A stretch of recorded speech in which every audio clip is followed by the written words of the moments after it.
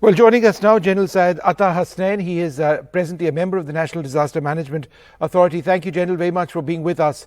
What is the status of the machine carving through that debris at the moment?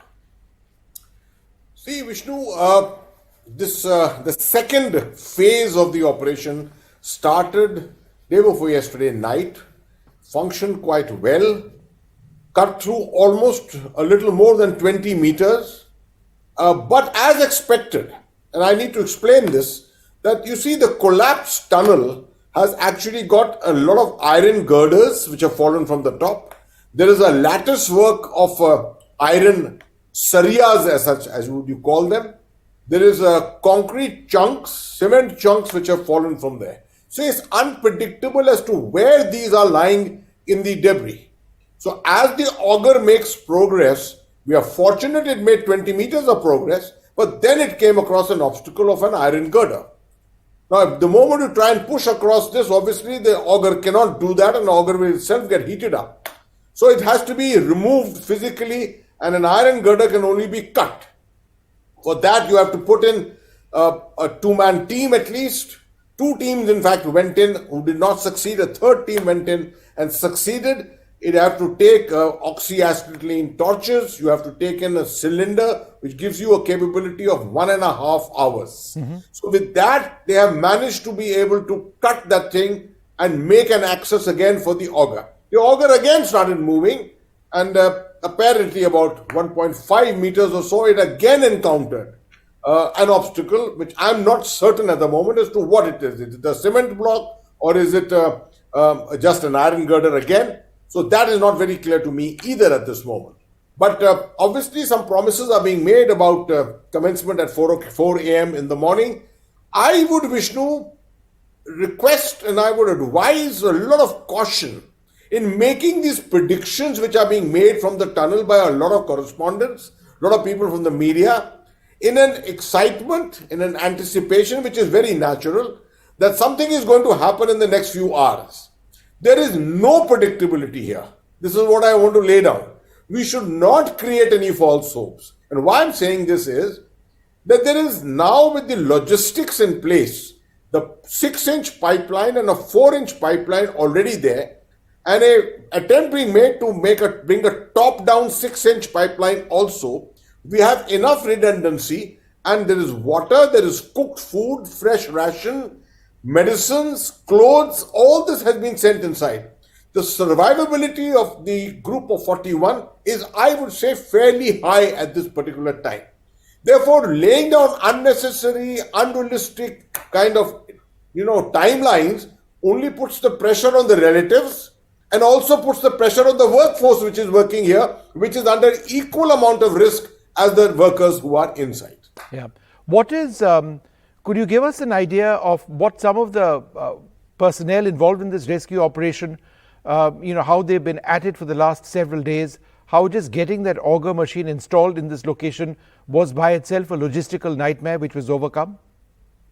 Not only the auger machine, which is of course the mainstay at the moment, and this is all being done by NHIDAC, ICDSL, who have done a fantastic job in this. They are the ones who are leading the whole show. But there are accompaniments with them. There are people from the Army Corps of Engineers who are also assisting. They are the ones who are creating what is called the drift approach on the sides, scraping the sides to create an approach through the debris which is lying with the main debris, the distance between the main debris, and creating a distance between the main debris and the wall of the tunnel. Now that work on that is also going on. Fabrication of certain amount of equipment for that is being done on the spot.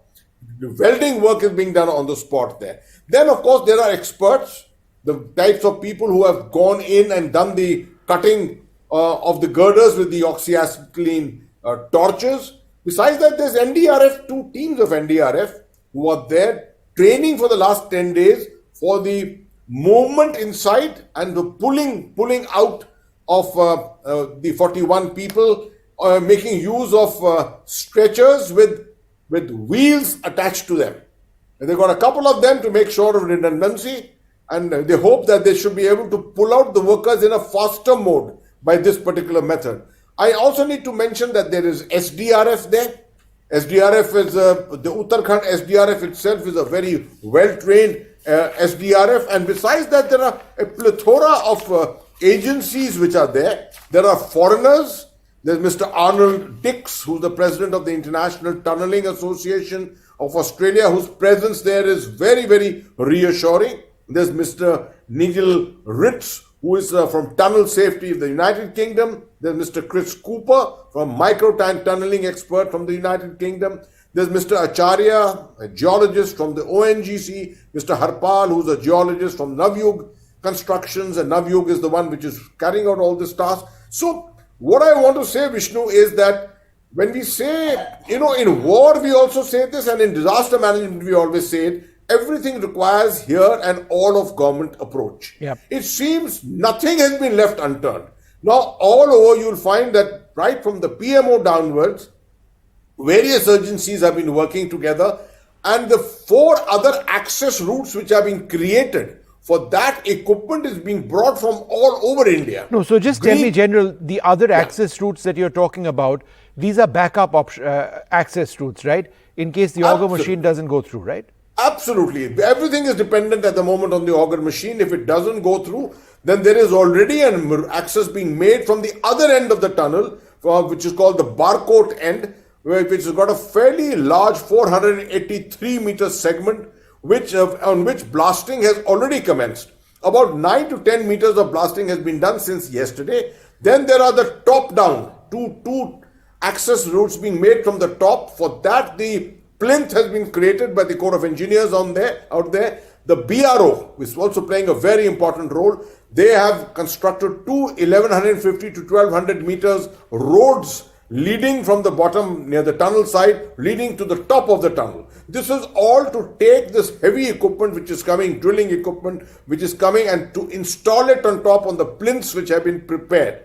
Besides that, there is a side access being attempted, approximately 170 meters, but the requirement for this was a huge amount of water, 2000 liters per hour, and that was the restriction. That has also been overcome. That challenge has been overcome, and the district administration has been able to put together a pipeline to allow 2,000 liters of water to be made available. Sure. General, what is the condition of the people inside? Psychologically, how are they faring? I'm very happy to say, Vishnu, this is perhaps the first time I'm witnessing this in our nation, that there's a huge concern for the psychosocial status of these people who are an enclosed environment. Although the environment is 2-kilometer long tunnel inside, they have a lot of space to move.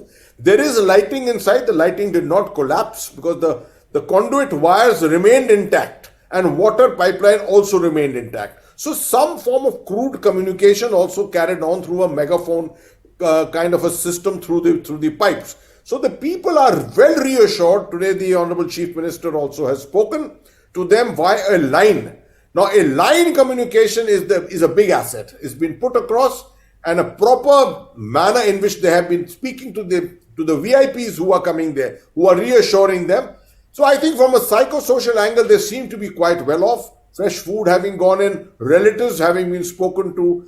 I am not yet certain whether every single worker inside has been able to speak to a relative outside or not, but a very large number of them have spoken so far. So with all this and psychosocial experts outside who are also in the counseling mode, there's the availability of all the medical people there. The moment they are pulled out, they will go through a medical checkup and they will be taken to a local hospital, to a field hospital, and 41 ambulances for 41 people are catered to take them to Rishikesh, to the All India Institute of Medical Sciences. General, that water pipeline, which somehow didn't get damaged, that is the ultimate lifeline, right? Without that, we wouldn't be speaking as optimistically as we are right now.